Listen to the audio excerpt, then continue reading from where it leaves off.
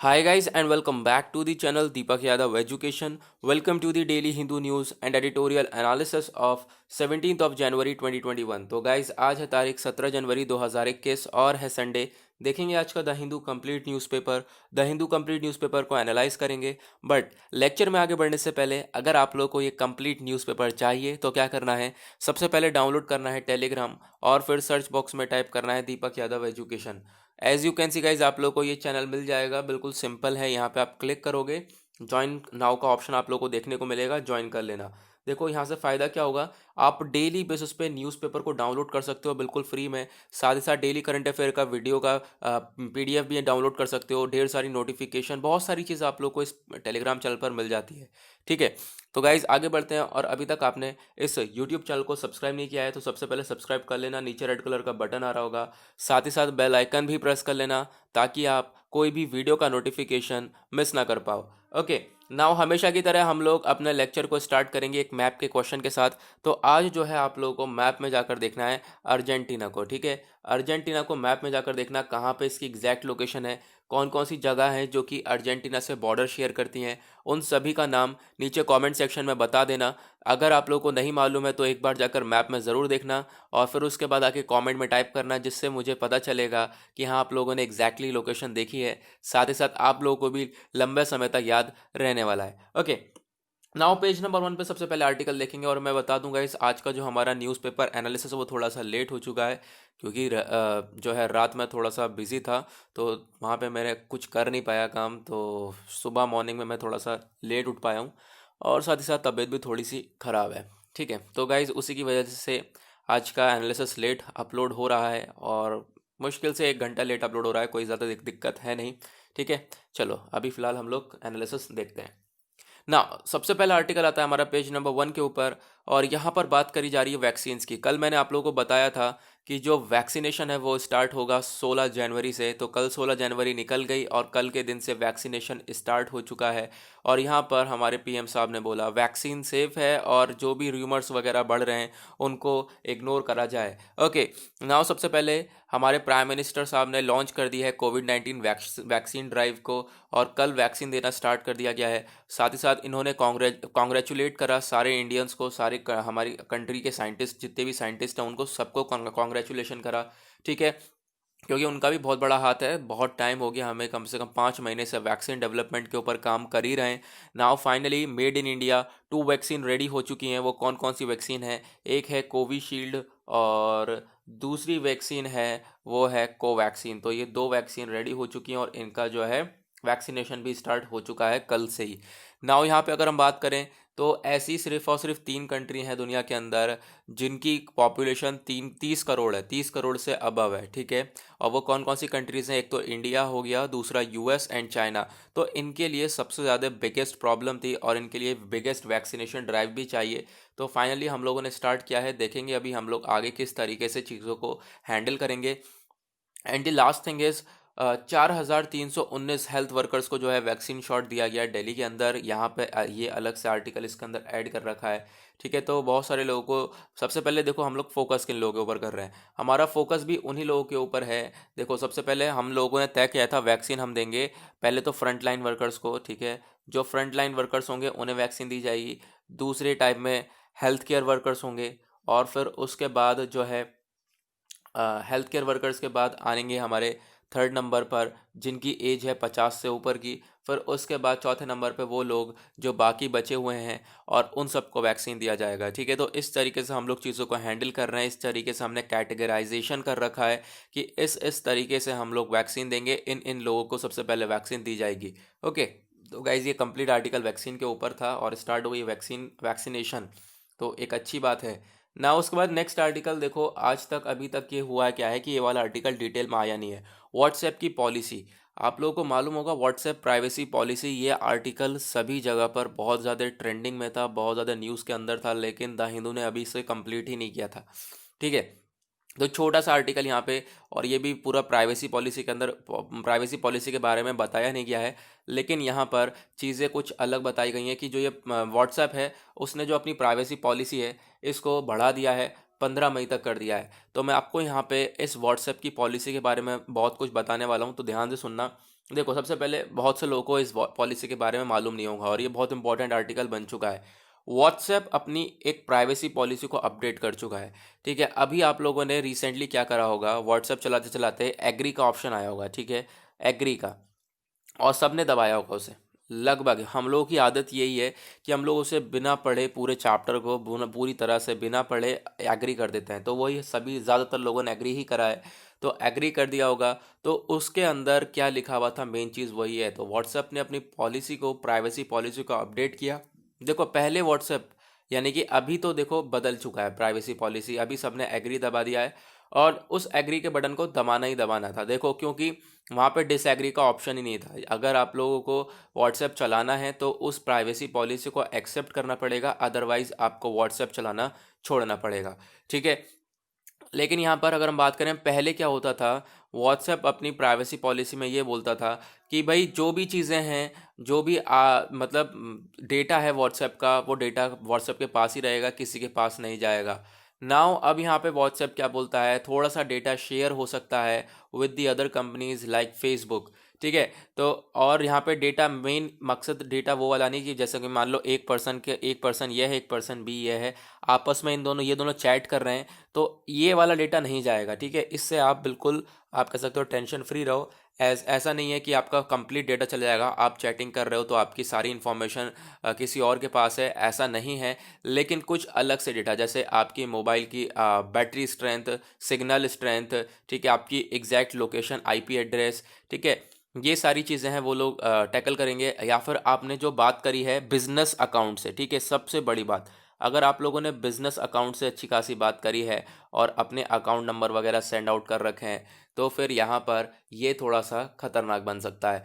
ये सारा डेटा जो है ऑलरेडी क्या होगा, व्हाट्सएप दे देगा दूसरी कंपनीज को, क्योंकि उसने अपनी प्राइवेसी पॉलिसी में सारी चीज़ें, यही सारी चीज़ों को बताया है। ठीक है, तो गाइस, जैसे कि आपकी प्रोफाइल पिक्चर उन्हें मालूम होगी, प्रोफाइल पिक्चर के बाद कौन से कॉन्टैक्ट डिटेल्स हैं, वो आपका स्टेटस क्या लगता है वो, एंड दी लास्ट इज़, मैंने जैसा बताया, एक जो हमारा लास्ट जो है वो होने वाला है, वो है बिजनेस अकाउंट, जिसका अगर अगर वही बिजनेस अकाउंट है उससे आप लोग चैटिंग कर रहे हो तो वो इन्फॉर्मेशन भी हो सकती है। देखो, होता क्या है, ये लोग क्यों इतना डेटा शेयर करते हैं, मैं आपको बताता हूँ, चलो आज।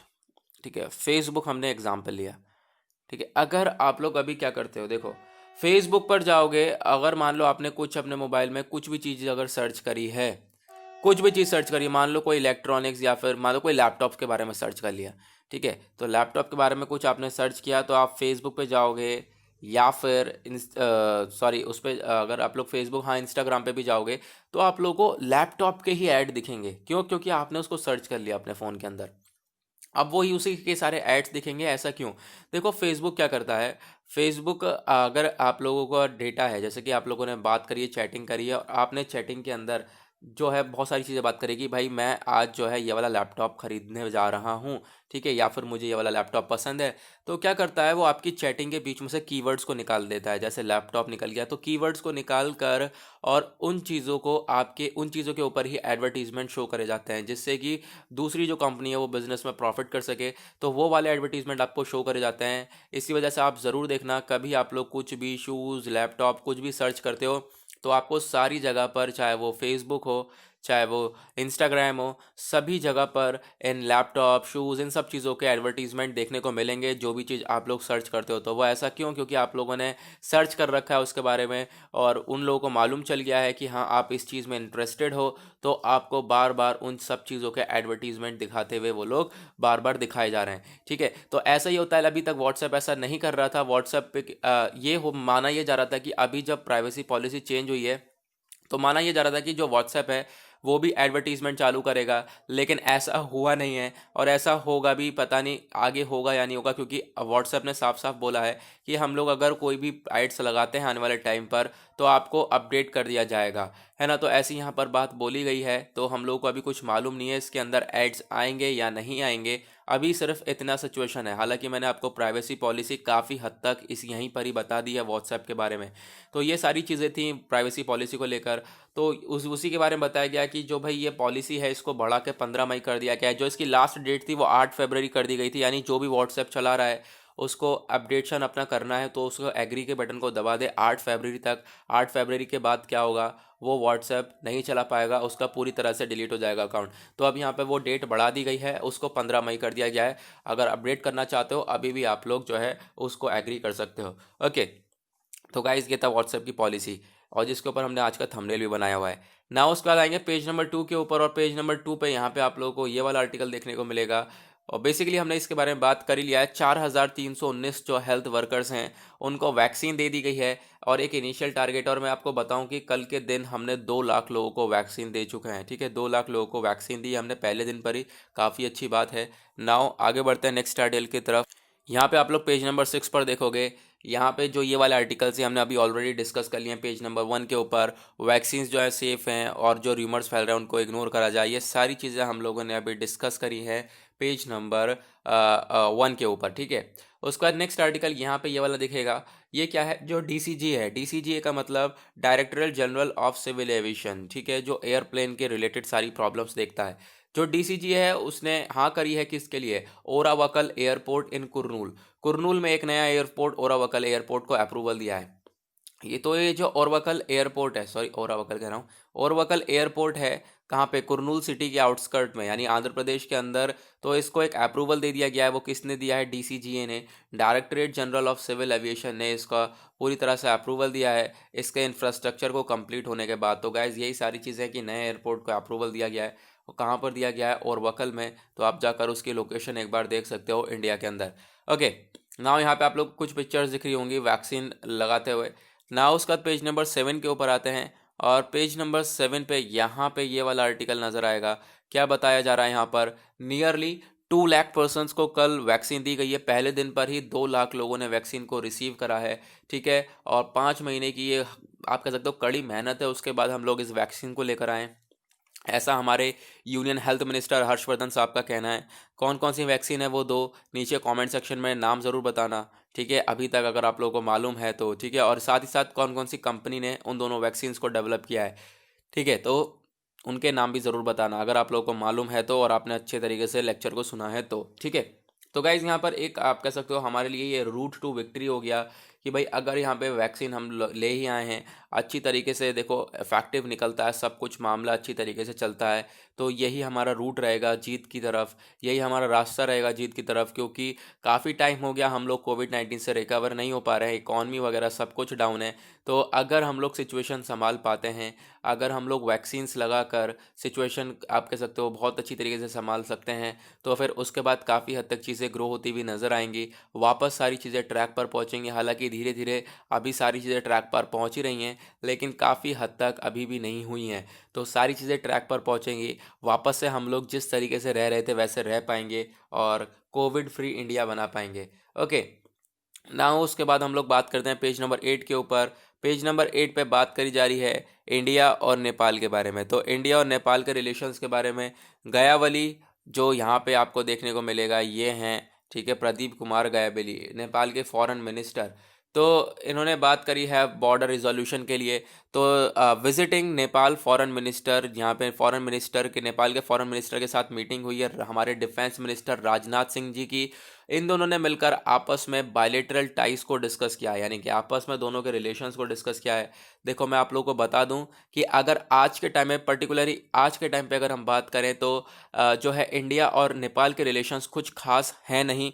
ठीक है, तो यहाँ पे अगर हम बात करें इंडिया और नेपाल दोनों ने मिलकर जो है आप कह सकते हो बातचीत करी है। और ख़ासकर जो नेपाल के फॉरेन मिनिस्टर हैं प्रदीप गयावली, इनका स्ट्रेस करना, यानी इनको इनको इन्होंने एक ही बात रखी है, वो किस चीज़ के बारे में, देखो पिछले साल 2-3 जगह को लेकर डिस्प्यूट हो रहा था, वो था काला पानी, लिपू लेक और लिम्पियाधुरा। ये जो एरियाज़ हैं इनका आप कह सकते हो जो ये प्रॉब्लम है ये सॉल्व होनी चाहिए, क्योंकि फ्यूचर जनरेशन में कोई प्रॉब्लम ना हो और बेनिफिट मिल सके, तो ये प्रॉब्लम सॉल्व होनी चाहिए। देखो ये प्रस्ताव रखा है नेपाल के फॉरेन मिनिस्टर प्रदीप कुमार गयावली ने।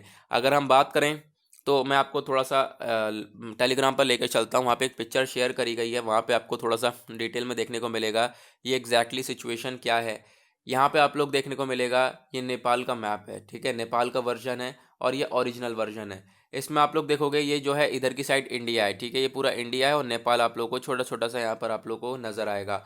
अब ये जो तीन जगह है, ये एक काला पानी है, इधर लिपू लेक है, इधर लिम्पियाधुरा। अब नेपाल बोलता है कि भाई ये हमारी जगह है, नेपाल ने अपने मैप के अंदर इंक्लूड कर रखा है, ठीक है। लेकिन अगर हम ओरिजिनल वर्जन देखें अकॉर्डिंग टू इंडिया, तो ये तीनों ही जगह इंडिया की हैं।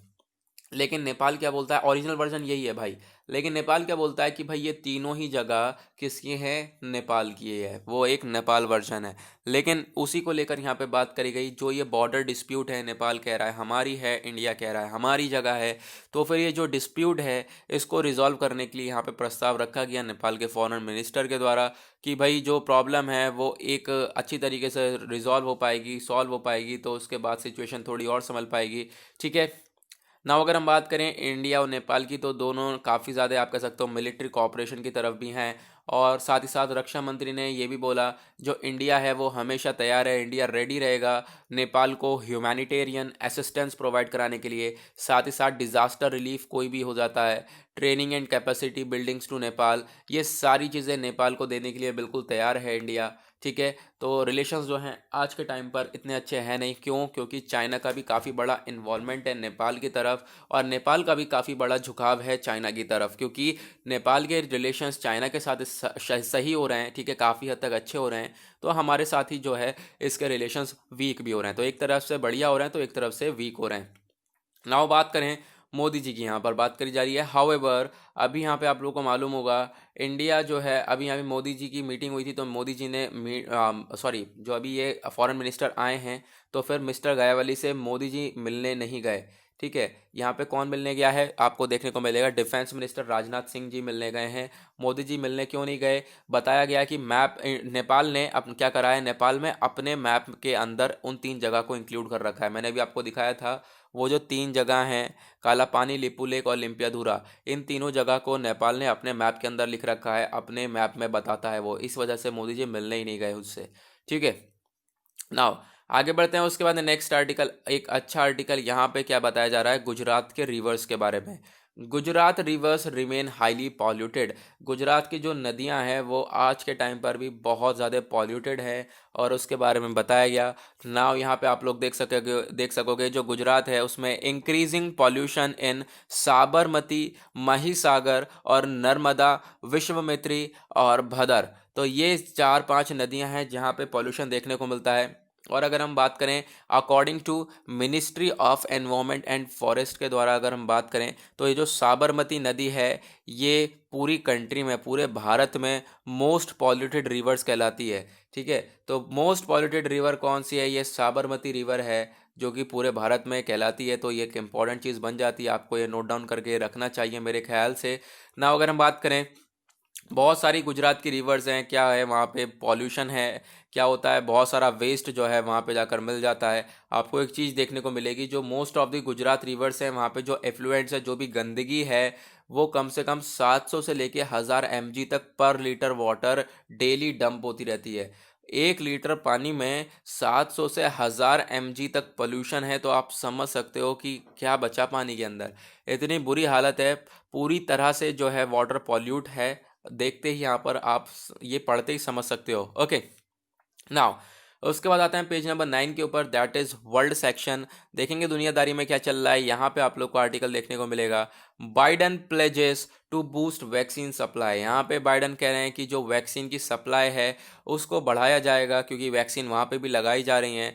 और इन्होंने अनाउंस किया है कि जो वैक्सीन सेंटर है उनको सेटअप करा जाएगा, ताकि जो अमेरिका का गोल है, बाइडन का गोल है 100 मिलियन शॉट्स इन 100 डेज, उनको जल्द से जल्द वो अचीव कर सकें। वो कैसे अचीव कर सकेंगे, जब उनके पास सेंटर होंगे, ठीक है। तो वैक्सीनेशन सेंटर को सेटअप करेंगे, और साथ ही साथ 100 मिलियन शॉट्स लगाएंगे 100 दिन के अंदर। तो दैट इज़ आप कह सकते हो एक बहुत बड़ा गोल है। अगर अचीव करते हैं तो काफ़ी अच्छी बात है, और अचीव कर पाएंगे तो हम लोगों को भी इनसे कुछ ना कुछ सीखना चाहिए। नाउ उसके बाद आते हैं पेज नंबर 10 के ऊपर, दैट इज़ बिजनेस सेक्शन, और इकॉनमी से रिलेटेड आर्टिकल यहाँ पर बताया गया है। और इकॉनमी रिलेटेड आर्टिकल यहाँ पे सिर्फ एक ही है, वो यही है जो कि डिस्कस करने लायक है। यहाँ पे बात करी जा रही है refine quality of expenditure to aid fiscal sustainability. देखो, आज के टाइम पे अगर हम बात करें मेंटेन करना या फिर इम्प्रूव करना क्वालिटी ऑफ एक्सपेंडिचर को, ठीक है, हम क्वांटिटी के बारे में बात नहीं कर रहे हैं। जो भी आप खर्चा कर रहे हो उसकी अगर आप क्वालिटी चीज़ के ऊपर खर्चा कर रहे हो तो दैट इज़ मोर मैटर, ठीक है। तो क्वालिटी एक्सपेंडिचर मैटर करता है, ना कि क्वांटिटी एक्सपेंडिचर। और यहाँ पे बताया गया कि जो कि हेल्प करेगा जो भी ऑब्जेक्टिव्स हैं फिजिकल सस्टेनेबिलिटी के और वाइल सपोर्टिंग ग्रोथ। तो ऐसा हमारे आरबीआई गवर्नर शक्तिकांता दास के द्वारा बताना है कि भाई अगर आप लोग एक क्वालिटी ऑफ एक्सपेंडिचर करते हो तो वो ज़्यादा बेटर है rather than quantity of expenditure. अगर ज़्यादा एक्सपेंडिचर करोगे उससे कोई फ़ायदा नहीं है। अगर आप एक क्वालिटी की तरफ एक्सपेंडिचर करोगे, एक अच्छी चीज़ की तरफ एक्सपेंडिचर करोगे, खर्चे करोगे, तो वो ज़्यादा बेटर है। ओके, अगर हम बात करें एज़ पर दी IMFS, ठीक है, इंडियन मॉनेटरी फंड, तो इसके अकॉर्डिंग अगर हम देखें कैलकुलेशन, तो जो टोटल फिजिकल सपोर्ट है इन रिस्पॉन्स टू कोविड 19 के रिस्पॉन्स में कितना है, कितना सपोर्ट है, वो है 12% ऑफ ग्लोबल जीडीपी जो है सपोर्ट करा गया है बाय मिड ऑफ सितंबर 2020। तो यहाँ पे मिस्टर दास ने ये भी सारी चीज़ें बताई हैं। उसके बाद बोला मल्टीप्लायर इफेक्ट। मल्टीप्लायर इफेक्ट क्या होता है भाई? देखो, जो भी एक्सपेंडिचर है, अगर आप लोग जो भी खर्चे कर रहे हो फिजिकल या फिर सोशल इंफ्रास्ट्रक्चर पर या फिर human capital, science and technology के ऊपर, इससे क्या होगा, इससे ना खाली वेलफेयर इन्हेंसिंग नहीं होगा, इससे हायर ग्रोथ भी होगी, हायर मल्टीप्लायर इफेक्ट भी होगा। तो आपको अगर खर्चे कर ही रहे हो तो आप इस तरीके से यहाँ पर अपने एक्सपेंडिचर्स कर सकते हो और एक क्वालिटी की तरफ एक्सपेंडिचर कर सकते हो। ओके, साथ ही साथ यहाँ पर इन्होंने ये भी बोला शक्तिकांता दास ने कि जो प्रिंसिपल ऑब्जेक्टिव हैं आरबीआई के, that is reserve bank of India, pandemic के टाइम पे, महामारी के टाइम पे जो इसके प्रिंसिपल ऑब्जेक्टिव हैं वो हैं इकॉनमी एक्टिविटी को सपोर्ट करना है, ठीक है, कि हम पूरी तरह से इकोनॉमिक एक्टिविटी को सपोर्ट कर सकें। उसके बाद एक लास्ट आर्टिकल आज का ये वाला, और यहाँ पर बात करी गई है कोविड 19 वैक्सीन के बारे में। अगेन फिर से वो वैक्सीन के बारे में अगर हम बात करें, इंडिया की लार्जेस्ट वैक्सीनेशन ड्राइव जो है वो 2 वैक्सीन है। वो कौन कौन सी हैं? एक है कोवैक्सीन और एक है कोविशील्ड। और ये जो वैक्सीनेशन है ये स्टार्ट हो चुका है 16 जनवरी से। उस वैक्सीनेशन के अंदर हेल्थ केयर वर्कर्स होंगे सबसे पहले, health care workers, frontline workers और 50 एज से ऊपर वाले लोगों को सबसे पहले वैक्सीन दी जाएगी। इन सबको प्रायोरिटी दी जाएगी, बाकी सारे लोगों को बाद में देखा जाएगा, पहले इन लोगों के ऊपर फोकस करा जाएगा। ओके, ऐसे ही यूके के अंदर वैक्सीन्स हैं और यूएस के अंदर वैक्सीन्स हैं। तो वो लोग भी इसी तरीके से जो है हैंडल कर रहे हैं, पहले health care workers, frontline workers को ही दे रहे हैं। नाउ यहाँ पे फिर उसके बाद बताया गया वैक्सीन की एफिकेसी के बारे में, वैक्सीन कितनी इफेक्टिव रहने वाली है, मैटर ऑफ प्रिकॉशंस, और यहाँ पे बहुत सारी चीज़ें जो वैक्सीन से रिलेटेड बताई गई हैं और आपके काम की भी नहीं है, क्योंकि हम लोग ऑलरेडी काफ़ी सारी चीज़ें पढ़ चुके हैं रिगार्डिंग दी वैक्सीन्स। तो आप लोग अब इन चीज़ों को जो है ईजिली स्किप कर सकते हो, ठीक है। तो गाइस इसी के साथ होता है आज का हमारा न्यूज़पेपर एनालिसिस पूरी तरह समाप्त। आई होप आप लोगों को सारी चीज़ें क्लियर हो गई होंगी। नाउ अभी तक आपने इस चैनल को सब्सक्राइब नहीं किया है तो नीचे रेड कलर का बटन आ रहा होगा, सब्सक्राइब कर लो, बेल आइकन भी प्रेस कर लेना ताकि आप कोई भी वीडियो का नोटिफिकेशन मिस ना कर पाओ। तो आज के लिए बस इतना ही, मिलेंगे आप लोगों से नेक्स्ट लेक्चर में। आज के लिए bye bye, have a nice day.